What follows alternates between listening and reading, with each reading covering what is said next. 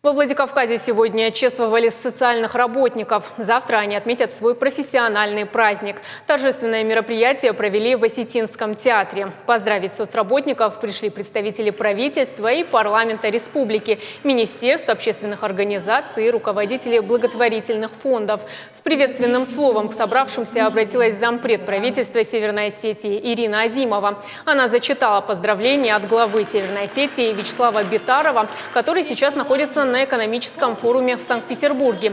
Сегодня же лучшие соцработники получили почетные грамоты и благодарственные письма от главы республики. Для гостей мероприятия подготовили и концертную программу. Выступили известные в республике исполнители.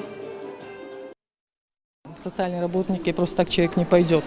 Это огромный вклад своего душевного и физического труда, которые они облегчают жизнь детям-сиротам, детям-инвалидам, нашим пенсионерам.